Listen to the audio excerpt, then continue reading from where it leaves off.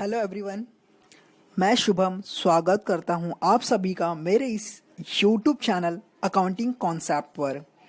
हम यहां पर सीखेंगे अकाउंट से रिलेटेड सारे concept in a very easy manner.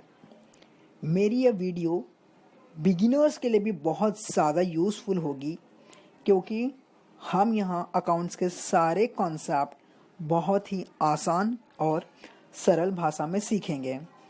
तो चलिए स्टार्ट करते हैं आज के बहुत ही ज़्यादा इंटरेस्टिंग कॉन्सेप्ट के साथ, जिसका नाम है डेप्रिशिएशन। लेकिन उससे पहले अगर आप मेरे चैनल पर नए हैं और आपने अभी तक मेरे चैनल को सब्सक्राइब नहीं किया है तो प्लीज़ सब्सक्राइब करें एंड साथ ही साथ बेल आइकन को भी हिट कर दें ताकि अकाउंट से रिलेटेड कोई भी कॉन्सेप्ट आपसे मिस ना हो जाए। तो स्टार्ट करते हैं। What is depreciation? Depreciation is generally the reduction in the value of asset.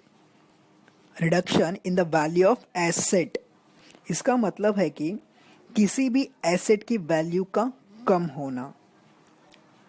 जितने अमाउंट से एसेट की वैल्यू कम हुई होती है उतने अमाउंट को डेप्रिशिएशन ट्रीट करते हैं। चलिए एक एग्जाम्पल के साथ समझते हैं। जैसे आपने कोई नया मोबाइल लिया 20,000 रुपये का, 1 साल इस्तेमाल करने के बाद अब आप उसे बेचना चाहते हैं, जिसे हम अपनी आसान भाषा में सेकेंड हैंड बोलते हैं। सपोज आपके हिसाब से अब वो मोबाइल 12,000 में बिकनी चाहिए। 20,000 की मोबाइल आप 1 साल इस्तेमाल करने के बाद 12,000 में बेच रहे हैं क्योंकि 1 साल आपने इस मोबाइल को इस्तेमाल किया है, तो इसकी वैल्यू अब कम हो गई है। आपके हिसाब से इसकी वैल्यू 8,000 से कम हो गई। ये 8,000 कैसे आया? अब आपने 20,000 में मोबाइल खरीदा था, अब 1 साल आपने इस्तेमाल किया और अब आप उसे 12,000 में बेच रहे हैं, तो 20,000 और minus 12,000 is equal to 8,000 rupees. It gives you 8,000 rupees, right? तो इसी वैल्यू 8,000 को हम अकाउंटिंग भाषा में डेप्रिशिएशन बोलते हैं। लेकिन अकाउंट्स में डेप्रिशिएशन को कैलकुलेट करने के लिए कुछ मेथड्स है, जिसमें सबसे ज़्यादा यूज़फुल और चलने वाले 2 ही मेथड हैं। First one is straight line method and the second one is reducing और डिमिनिशिंग बैलेंस मेथड। तो सबसे पहले समझते हैं कि स्ट्रेट लाइन मेथड क्या होता है। तो स्ट्रेट लाइन मेथड में क्या होता है, इसमें हम हर 1 साल के बाद ओरिजिनल वैल्यू से एक fixed percentage of depreciation charge करते हैं। एग्जाम्पल, हमने 20,000 रुपये का मोबाइल लिया था। अब इसमें 20,000 रुपये क्या है? हमारी ओरिजिनल वैल्यू। लेट सपोज हम हर 1 साल के बाद 10% ऑफ डेप्रिशिएशन चार्ज करेंगे। तो पहले साल में हम 20,000 रुपये के ऊपर 10% डेप्रिशिएशन चार्ज करेंगे, मतलब 10% से मोबाइल की वैल्यू कम करेंगे। अब 20,000 पर 10% कितना आएगा? 20,000 इंटू 10%, तो ये होगा 2,000 रुपये। तो 2,000 रुपये पहले साल का डेप्रिशिएशन हो गया, मतलब 2,000 रुपये से मोबाइल की वैल्यू कम हो गई है, राइट?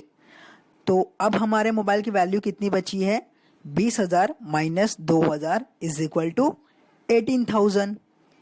अब चलते हैं हम सेकेंड ईयर में। अब ध्यान देना, इस स्ट्रेट लाइन मेथड में सेकेंड ईयर में हम क्या करेंगे? सेकेंड ईयर में भी हम ओरिजिनल वैल्यू पर ही, ध्यान देना, ओरिजिनल वैल्यू 20,000 रुपये पर ही 10% डेप्रिशिएशन चार्ज करेंगे। 10% कितना होगा? 20,000 का 10% 20,000 into 10% is equal to 2,000 rupees. तो सेकेंड ईयर में भी डेप्रिशिएशन का अमाउंट 2000 ही होगा। ध्यान देना हाँ आप लोग, 2000। In simple words, SLM method में डेप्रिसिएशन अमाउंट हर साल सेम ही रहता है। जैसे हमारे एग्जाम्पल में पहले साल में भी 2000 था और सेकेंड ईयर में भी 2000 है। तो ये होता है स्ट्रेट लाइन मेथड। सो अब हम चलते हैं सेकेंड मेथड की तरफ, जो है डिमिनिशिंग बैलेंस मेथड। सो डिमिनिशिंग बैलेंस मेथड में क्या होता है, जैसे कि हमने 20,000 रुपये का मोबाइल लिया था, हम डेप्रीशिएशन चार्ज कर रहे हैं 10% के हिसाब से हर साल। तो इसमें क्या होता है, पहले साल में हम डेप्रीशिएशन चार्ज करते हैं ओरिजिनल वैल्यू पर। ओरिजिनल वैल्यू कितनी है हमारे पास इस एग्जांपल में, 20,000 रुपये। तो 20,000 का 10% 2,000 रुपीज़। तो पहले साल में डेप्रीशिएशन कितना हुआ, 2,000 रुपये।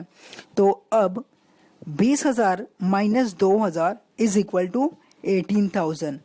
अब पहले साल में हमारे एसेट की वैल्यू कितनी बची है, 18,000 रुपीज़, क्योंकि 2,000 रुपये तो हमने पहले साल का डेप्रीशिएशन चार्ज कर लिया। तो अब सेकेंड ईयर में जब हम डेप्रीशिएशन चार्ज करेंगे 10% के हिसाब से, तो हम ओरिजिनल वैल्यू 20,000 पे चार्ज न करते हुए हम चार्ज करेंगे डिमिनिशिंग बैलेंस 18,000 पर 10% चार्ज करेंगे। तो 18,000 का 10% कितना हुआ, 18,000 into 10%, that gives us 1,800 rupees.